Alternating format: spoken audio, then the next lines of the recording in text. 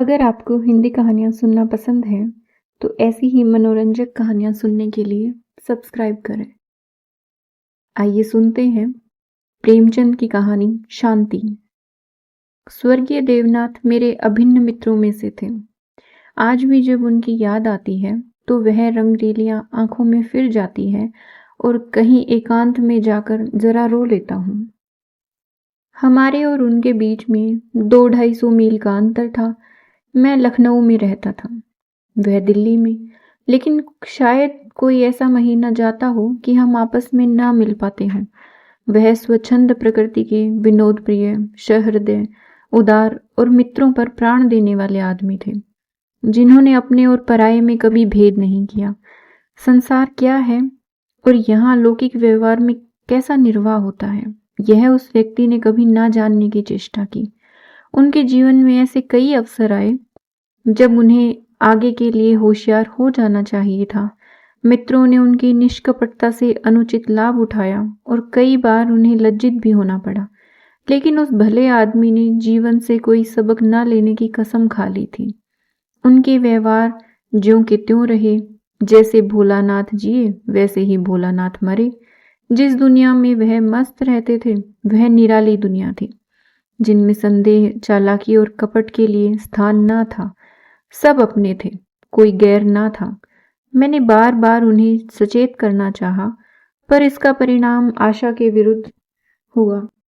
मुझे कभी कभी चिंता होती थी कि उन्होंने इसे बंद ना किया तो नतीजा क्या होगा। लेकिन विडंबना यह थी कि उनकी स्त्री गोपा भी कुछ इसी सांचे में ढली हुई थी। हमारी देवियों में जो एक चातुरी होती है, जो सदैव ऐसे उड़ाऊ पुरुषों की असावधानियों पर ब्रेक का काम करती हैं, उससे वह वंचित थी। यहाँ तक कि वस्त्राभूषण में भी उसे विशेष रुचि न थी। अतएव जब मुझे देवनाथ के स्वर्गारोहण का समाचार मिला और मैं भागा हुआ दिल्ली गया, तो घर में बर्तन भांडे और मकान के सिवा और कोई संपत्ति ना थी। और अभी उनकी उम्र ही क्या थी जो संचय की चिंता करते। 40 भी तो पूरे ना हुए थे। यूं तो लड़कपन उनके स्वभाव में ही था, लेकिन इस उम्र में प्राय सभी लोग कुछ बेफिक्र रहते हैं। पहले एक लड़की हुई थी, इसके बाद 2 लड़के हुए। दोनों लड़के तो बचपन में ही दगा दे गए थे। लड़की बच रही थी, और यही इस नाटक का सबसे करुण दृश्य था। जिस तरह का इनका जीवन था, उसको देखते इस छोटे से परिवार के लिए 200 रुपये महीने की जरूरत थी। 2-3 साल में लड़की का विवाह भी करना होगा। कैसे क्या होगा, मेरी बुद्धि कुछ काम ना करती थी। इस अवसर पर मुझे यह बहुमूल्य अनुभव हुआ कि लोग सेवा भाव रखते हैं, और जो स्वार्थ सिद्धि को जीवन का लक्ष्य नहीं मानते, उनके परिवार को आड़ देने वालों की कमी नहीं रहती। यह कोई नियम नहीं है, क्योंकि मैंने ऐसे लोगों को भी देखा है जिन्होंने जीवन में बहुतों के साथ अच्छे सलूक किए, पर उनके पीछे उनके बाल बच्चों की किसी ने बात तक ना पूछी। लेकिन चाहे कुछ हो, देवनाथ के मित्रों ने प्रशंसनीय औदार्य से काम लिया और गोपा के निर्वाह के लिए स्थायी धन जमा करने का प्रस्ताव किया। 2-1 सज्जन जो रंडवे थे, उससे विवाह करने को तैयार थे, किंतु गोपा ने भी उसी स्वाभिमान का परिचय दिया जो हमारी देवियों का जौहर है, और इस प्रस्ताव को अस्वीकार कर दिया। मकान बहुत बड़ा था, उसका एक भाग किराए पर उठा दिया। इस तरह उसको 50 रुपये माहवार मिलने लगा। वह इतने में ही अपना निर्वाह कर लेगी। जो कुछ खर्च था, वह सुन्नी की जात से था। गोपा के लिए तो जीवन में अब कोई अनुराग ही ना था।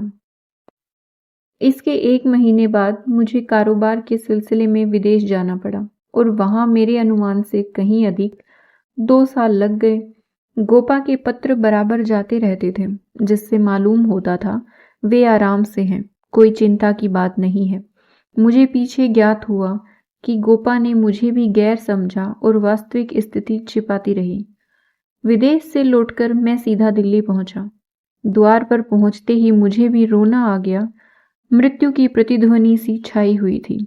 जिस कमरे में मित्रों के जमघट रहते थे, उनके द्वार बंद थे। मकड़ियों ने चारों ओर जाले तान रखे थे।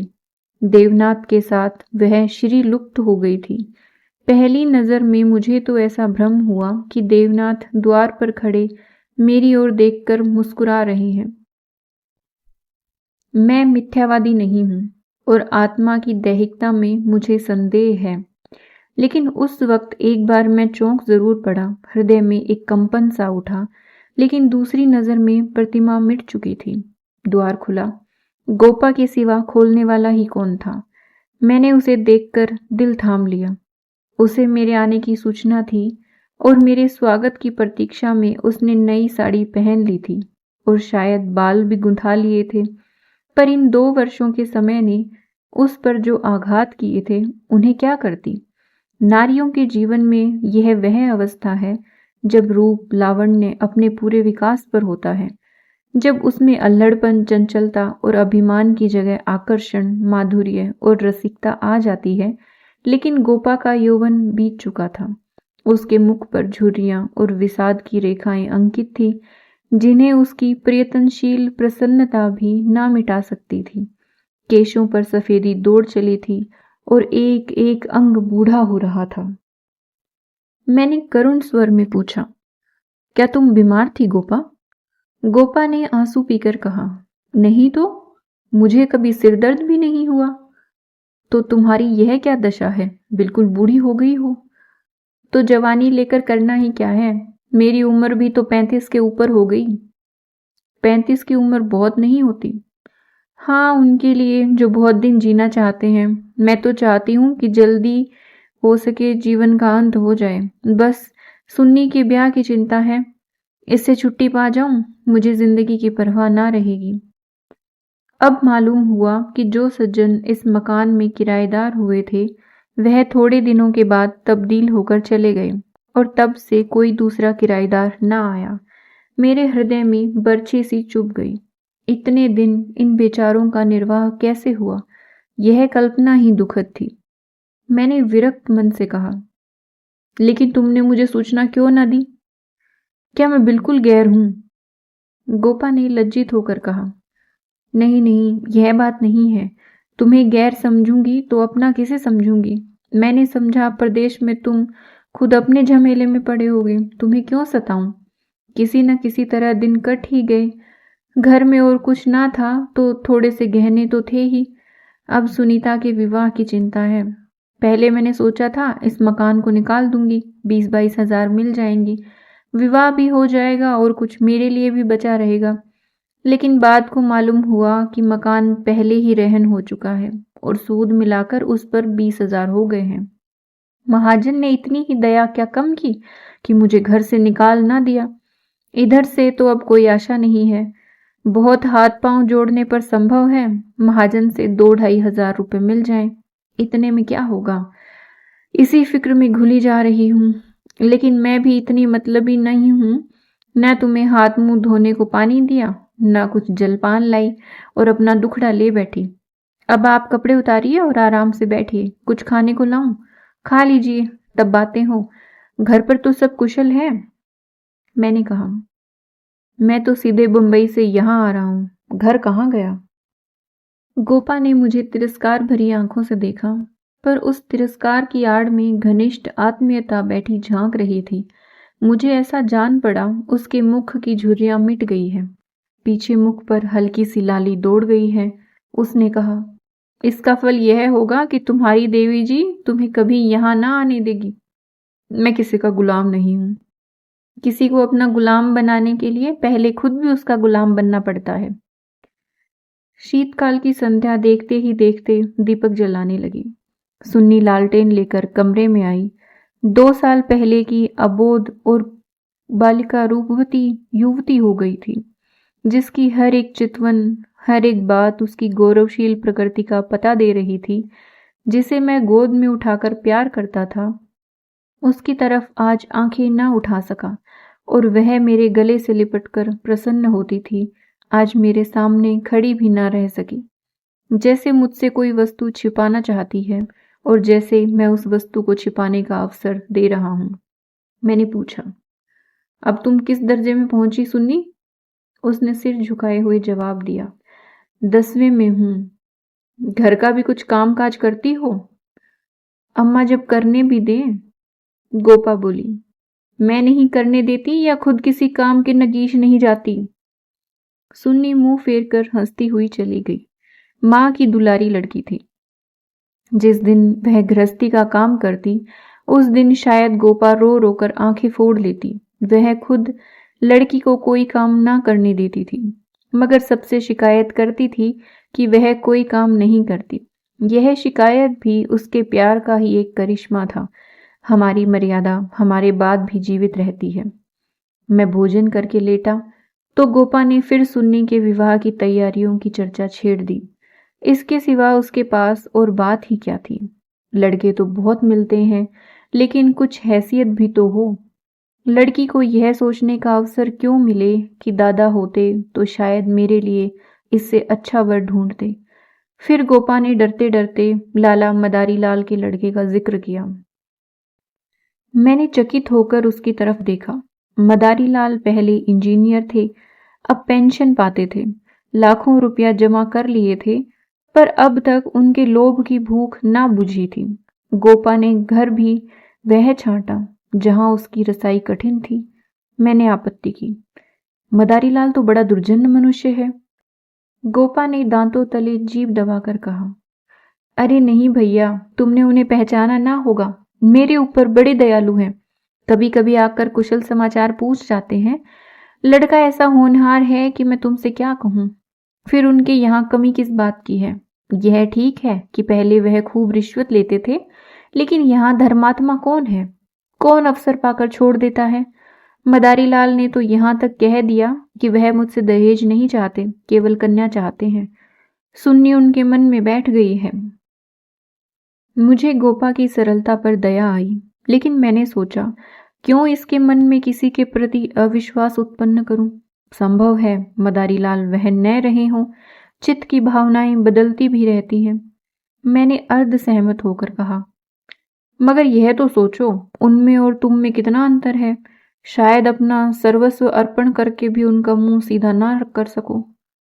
लेकिन गोपा के मन में बात जम गई थी। सुन्नी को वह ऐसे घर में चाहती थी जहां वह रानी बनकर रहे। दूसरे दिन प्रातःकाल मैं मदारी लाल के पास गया और उनसे मेरी जो बातचीत हुई उसने मुझे मुग्ध कर दिया। किसी समय वह लोभी रहे होंगे, इस समय तो मैंने उन्हें बहुत ही सहृदय, उदार और विनयशील पाया। बोले, भाई साहब, मैं देवनाथ जी से परिचित हूँ। आदमियों में रत्न थे। उनकी लड़की मेरे घर आए, यह मेरा सौभाग्य है। आप उनकी माँ से कह दें, मदारी लाल उनसे किसी चीज की इच्छा नहीं रखता। ईश्वर का दिया हुआ मेरे घर में सब कुछ है। मैं उन्हें जेरबार नहीं करना चाहता। मेरे दिल का बोझ उतर गया। हम सुनी सुनाई बातों से दूसरों के संबंध में कैसी मिथ्या धारणा कर लिया करते हैं, इसका बड़ा शुभ अनुभव हुआ। मैंने आकर गोपा को बधाई दी। यह निश्चय हुआ कि गर्मियों में विवाह कर दिया जाए। ये 4 महीने गोपा ने विवाह की तैयारियों में काटे। मैं महीने में एक बार अवश्य उससे मिल आता था, पर हर बार खिन्न होकर लौटता। गोपा ने अपनी कुल मर्यादा का ना जाने कितना महान आदर्श अपने सामने रख लिया था। पगली इस भ्रम में पड़ी हुई थी कि उसका उत्साह नगर में अपनी यादगार छोड़ जाएगा। यह न जानती थी कि यहाँ ऐसे तमाशे रोज होते हैं और आए दिन भुला दिए जाते हैं। शायद वह संसार से यह श्रेय लेना चाहती थी कि इस गई बीती दशा में भी लुटा हुआ हाथी 9 लाख का है। पग पग पर उसे देवनाथ की याद आती।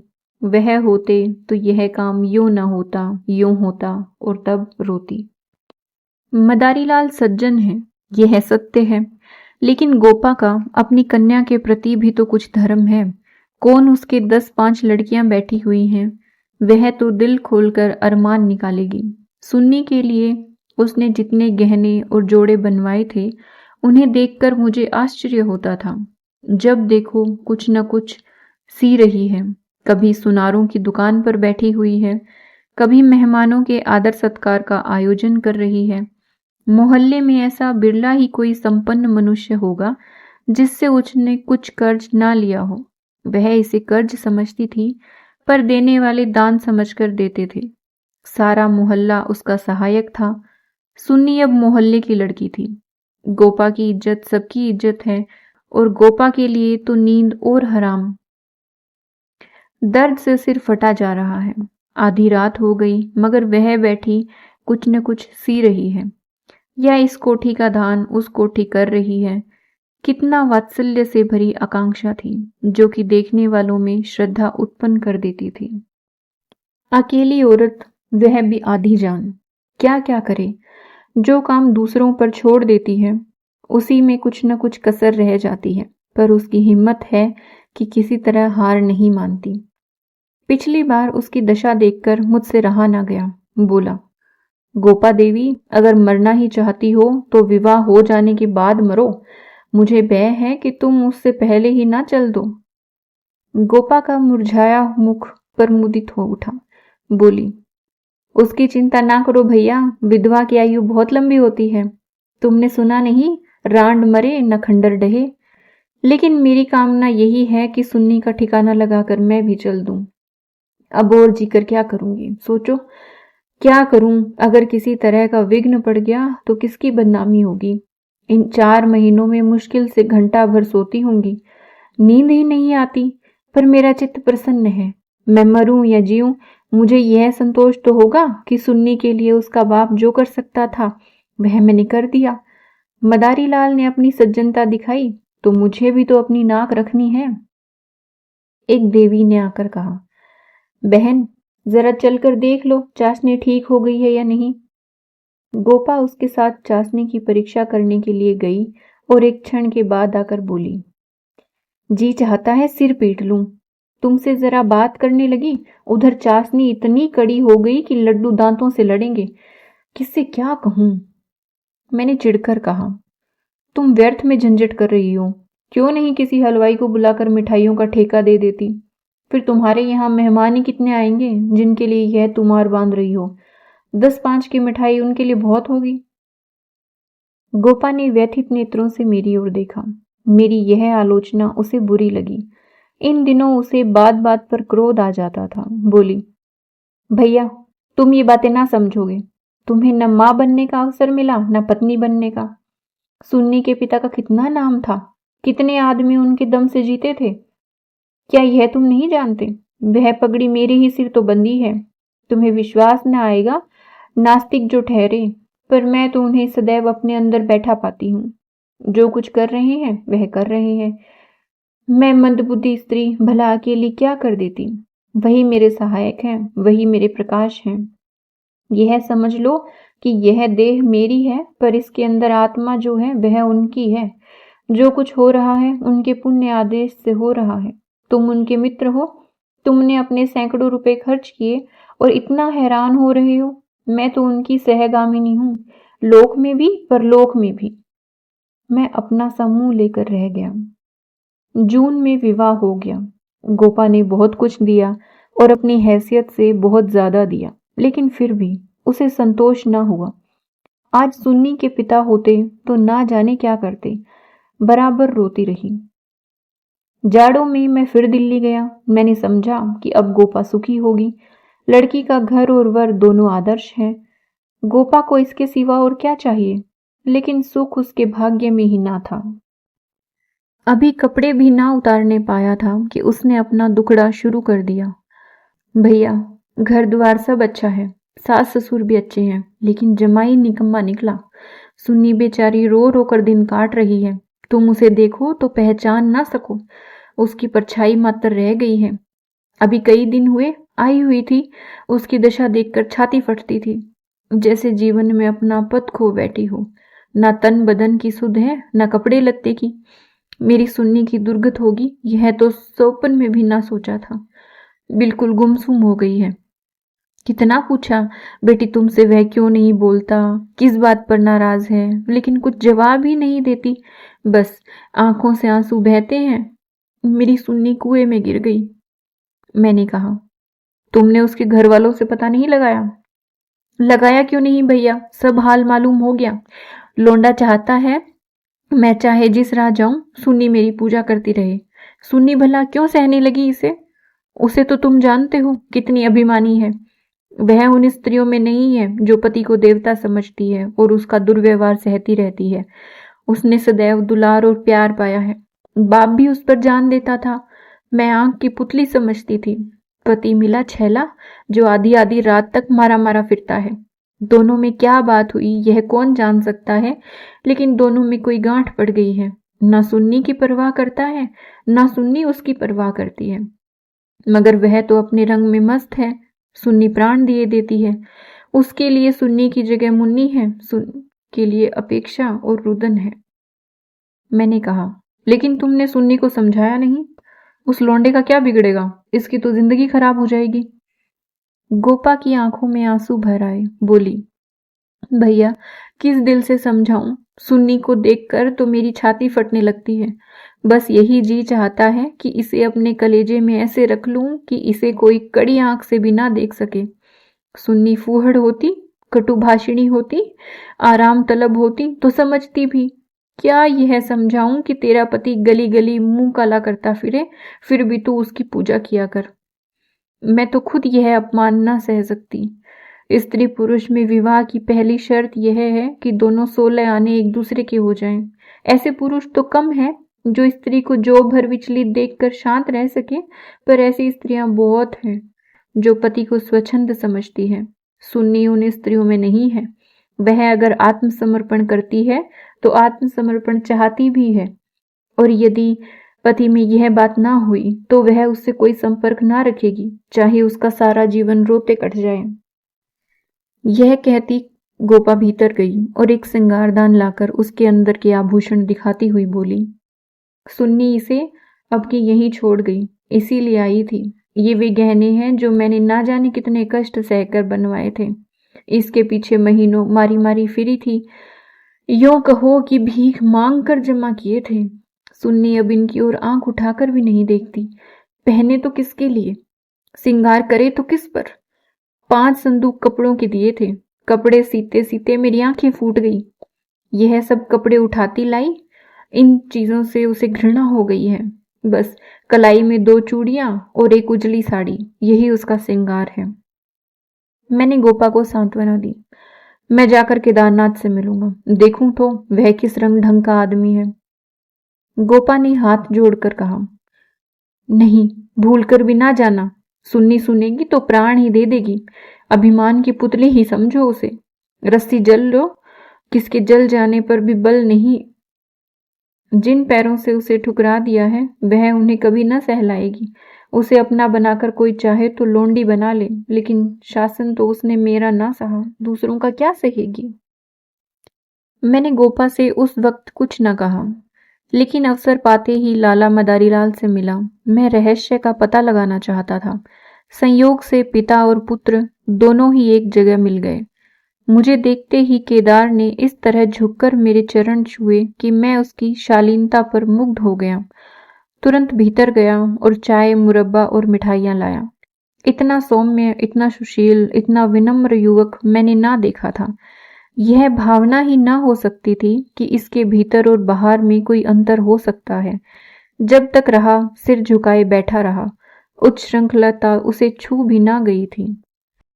जब केदार टेनिस खेलने गया तो मैंने मदारीलाल से कहा, केदार बाबू तो बहुत सच्चरित्र जान पड़ते हैं, फिर स्त्री पुरुष में इतना मनोमालिन्य क्यों हो गया है। मदारीलाल ने एक क्षण विचार करके कहा, इसका कारण इसके सिवा और क्या बताऊं कि दोनों अपने माँ बाप के लाडले हैं और प्यार लड़कों को अपने मन का बना देता है। मेरा सारा जीवन संघर्ष में कटा, अब जाकर जरा शांति मिली है। भोग विलास का कभी अवसर मिला ही नहीं। दिन भर परिश्रम करता था, संध्या को पढ़कर सो जाता था।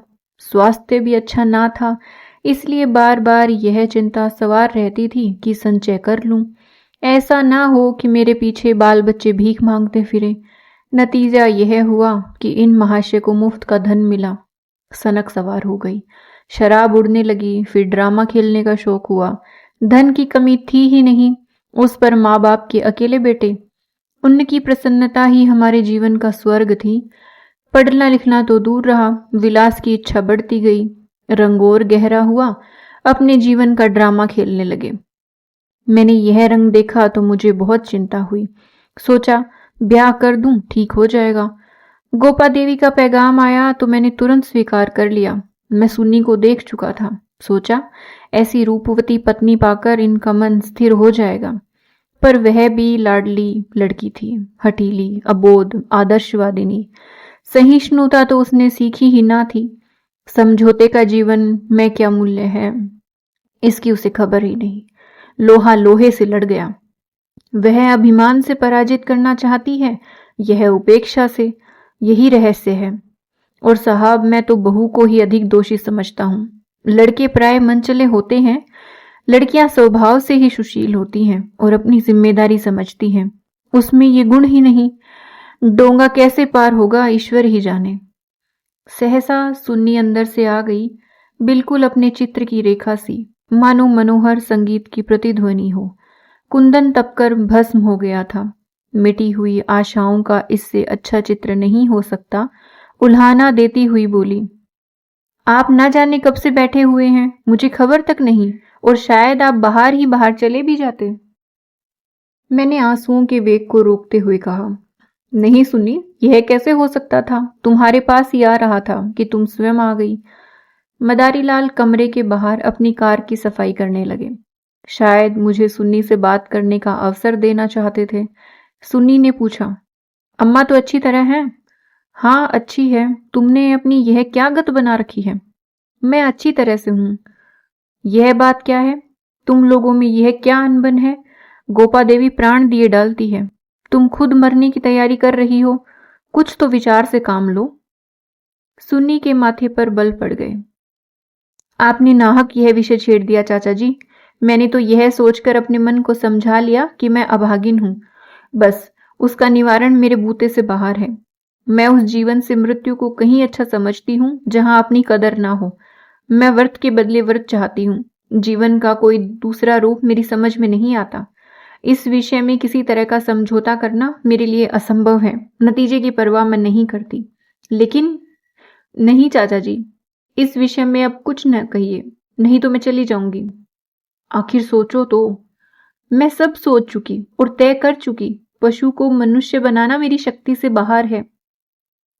इसके बाद मेरे लिए अपना मुंह बंद करने के सिवा और क्या रह गया था। मई का महीना था। मैं मंसूर गया हुआ था कि गोपा का तार पहुंचा। तुरंत आओ, जरूरी काम है। मैं घबरा गया, लेकिन इतना निश्चित था कि कोई दुर्घटना नहीं हुई है। दूसरे दिन दिल्ली जा पहुंचा। गोपा मेरे सामने आकर खड़ी हो गई, निस्पंद, मूक, निष्प्राण, जैसे तपेदिक की रोगी हो। मैंने पूछा, कुशल तो है? मैं तो घबरा उठा। उसने बुझी हुई आंखों से देखा और बोली, सच? सुन्नी तो कुशल से है। हाँ, अच्छी तरह है। और केदारनाथ? वह भी अच्छी तरह है। तो फिर माजरा क्या है? कुछ तो नहीं। तुमने तार दिया और कहती हो कुछ तो नहीं। दिल घबरा रहा था, इससे तुम्हें बुला लिया। सुन्नी को किसी तरह समझाकर यहां लाना है। मैं तो सब कुछ करके हार गई। क्या इधर कोई नई बात हो गई? नई तो नहीं है, लेकिन एक तरह से नई ही समझो। केदार एक एक्ट्रेस के साथ कहीं भाग गया। 1 सप्ताह से उसका कहीं पता नहीं है। सुन्नी से कह गया है, जब तक तुम रहोगी घर में नहीं आऊंगा। सारा घर सुन्नी का शत्रु हो गया है, लेकिन वह वहां से टलने का नाम नहीं लेती। सुना है केदार अपने बाप के दस्तखत बनाकर कई हजार रुपए बैंक से ले गया है। तुम सुन्नी से मिली थी? हाँ, 3 दिन से बराबर जा रही हूं। वह नहीं आना चाहती तो रहने क्यों नहीं देती? वहां घुट घुट कर मर जाएगी। मैं उन्हीं पैरों लाला मदारी के घर चला। हालांकि मैं जानता था कि सुन्नी किसी तरह न आएगी, मगर वहां पहुंचा तो देखा कोहराम मचा हुआ है। मेरा कलेजा धक से रह गया। वहां तो अर्थी सज रही थी। मोहल्ले के सैकड़ों आदमी जमा थे। घर में से हाय हाय की क्रंदन ध्वनि आ रही थी। यह सुन्नी का शव था। मदारीलाल मुझे देखते ही मुझसे उन्मत्त की भांति लिपट गए और बोले, भाई साहब, मैं तो लुट गया। लड़का भी गया, बहू भी गई, जिंदगी की गारत हो गई। मालूम हुआ कि जब से केदार गायब हो गया था, सुन्नी और भी ज्यादा उदास रहने लगी थी। उसने उसी दिन अपनी चूड़ियां तोड़ डाली और मांग का सिंदूर पोंछ डाला था। सास ने जब आपत्ति की तो उनको अपशब्द कहे। मदारीलाल ने समझाना चाहा तो उन्हें भी जलीकटी सुनाई। ऐसा अनुमान होता था उन्माद हो गया है। लोगों ने उससे बोलना छोड़ दिया था। आज प्रातःकाल यमुना स्नान करने गई। अंधेरा था, सारा घर सो रहा था, किसी को नहीं जगाया। जब दिन चढ़ गया तो बहू घर में ना मिली तो उसकी तलाश होने लगी। दोपहर को पता लगा कि यमुना गई है। लोग उधर भागे, वहां उसकी लाश मिली। पुलिस आई, शव की परीक्षा हुई। अब जाकर शव मिला है। मैं कलेजा थामकर बैठ गया। हाय, अभी थोड़े दिन पहले जो सुंदरी पालकी पर सवार होकर आई थी, आज वह 4 के कंधे पर जा रही है। मैं अर्थी के साथ हो लिया और वहां से लौटा तो रात के 10 बज गए थे। मेरे पांव कांप रहे थे। मालूम नहीं यह खबर पाकर गोपा की क्या दशा होगी। प्राणांत न हो जाए, मुझे यही भय हो रहा था। सुनी उसकी प्राण थी, उसकी जीवन का केंद्र थी। उस दुखिया के उद्यान में यही पौधा बच रहा था। उसे वह हृदय रक्त से सींच सींच कर पाल रही थी। उसके वसंत का सुनहरा स्वप्न ही उसका जीवन था। उसमें कोंपले निकलेंगी, फूल खिलेंगे, फल लगेंगे, चिड़िया उसकी डाली पर बैठकर अपने सुहाने राग गावेगी। किंतु आज निष्ठुर नियति ने उस जीवन सूत्र को उखाड़कर फेंक दिया और अब उसके जीवन का कोई आधार ना था। वह बिंदु ही मिट गया था जिस पर जीवन की सारी रेखाएं आकर एकत्र हो जाती थी। दिल को दोनों हाथों से थामे मैंने जंजीर खटखटाई। गोपा एक लालटेन लिए निकली। मैंने गोपा के मुख पर एक नए आनंद की झलक देखी। मेरी शोक मुद्रा देखकर उसने मातृत्व प्रेम से मेरा हाथ पकड़ लिया और बोली, आज तो तुम्हारा सारा दिन रोते ही कटा। अर्थी के साथ बहुत से आदमी रहे होंगे। मेरे जी में भी आया कि चलकर सुन्नी के अंतिम दर्शन कर लूं, लेकिन मैंने सोचा जब सुन्नी ही ना रही तो उसकी लाश में क्या रखा है, ना गई। मैं विस्मय से गोपा का मुंह देखने लगा। तो इसे यह शोक समाचार मिल चुका है, फिर भी यह शांति और अविचल धैर्य। बोला, अच्छा किया ना गई, रोना ही तो था। हाँ और क्या, रोई यहां भी, लेकिन तुमसे सच कहती हूं, दिल से नहीं रोई। ना जाने कैसे आंसू निकल आए। मुझे तो सुन्नी की मौत से प्रसन्नता हुई। दुखिया अपनी मान मर्यादा लिए संसार से विदा हो गई, नहीं तो ना जाने क्या क्या देखना पड़ता। इसीलिए और भी प्रसन्न हूं कि उसने अपनी आन निभा दी। स्त्री के जीवन में प्यार न मिले तो उसका अंत हो जाना ही अच्छा। तुमने सुन्नी की मुद्रा देखी थी? लोग कहते हैं ऐसा जान पड़ता था मुस्कुरा रही है। मेरी सुन्नी सचमुच देवी थी। भैया, आदमी इसलिए थोड़ी ही जीना चाहता है कि रोता रहे। जब मालूम हो गया कि जीवन में दुख के सिवा कुछ नहीं है तो आदमी जी कर क्या करे?